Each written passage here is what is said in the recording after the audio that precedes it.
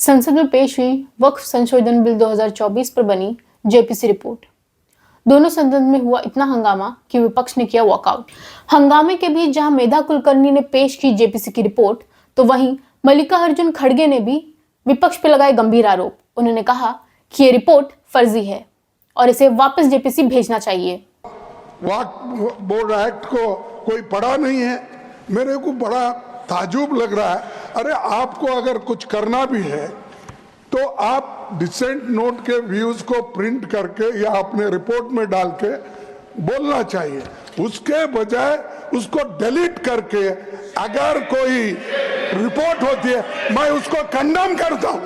और ऐसे फर्जी रिपोर्ट को हम कभी नहीं मानेंगे, सदन कभी नहीं मानेगा। मैं आपसे विनती कर रहा हूं कि उनको डायरेक्शन दीजिए, जो भी रिपोर्ट आई है वो अगर वो रिपोर्ट में डिसेंट व्यूज नहीं है तो उसको वापस भेजिए, निकाल दीजिए और उसके बाद में फिर एक बार, दो बार और एक बार आप पुनर्विचार करके उस सभी डिसेंट व्यूज को डाल के आप पेश कीजिए। तो वहीं किरण रिजिजू ने इस गंभीर आरोप को खारिज किया। उन्होंने कहा, मैंने बाहर में कंफर्म किया, चेयरमैन साहब से भी मैंने अभी भी कंफर्म किया, सेक्रेटरिएट से रूल के मुताबिक जेपीसी रिपोर्ट पूरा का पूरा प्लस एनेक्शर को भी कोई बिना संशोधन के काटा काटी नहीं करके टेबल किया गया है, ये क्लियर है।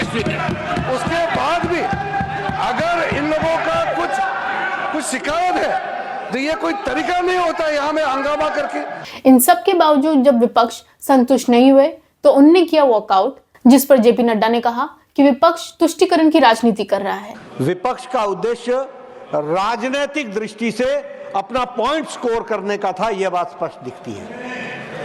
और यह दुर्भाग्य की बात है, दुख की बात है कि जिसके बारे में पार्लियामेंट्री अफेयर्स मिनिस्टर ने बड़े स्पष्ट शब्दों में कहा कि कोई भी चीज का डिलीशन नहीं हुआ है, कोई भी चीज को डिलीट नहीं किया गया है, सब कुछ एनेक्शर में एज इट इज रखा गया है। और हमारे एक मंत्री ने भी स्पष्ट किया कि चेयरमैन को यह अधिकार है कि वो कुछ भी डिलीट कर सकता है, और वो नियम बताते हुए कि किसी भी चीज का डिलीशन हो सकता है, फिर भी कुछ नहीं डिलीट किया गया। विपक्ष ने बहुत गैर जिम्मेदाराना व्यवहार किया है और इसकी निंदा होनी चाहिए। और ये तुष्टीकरण की राजनीति है। This is a politics of appeasement.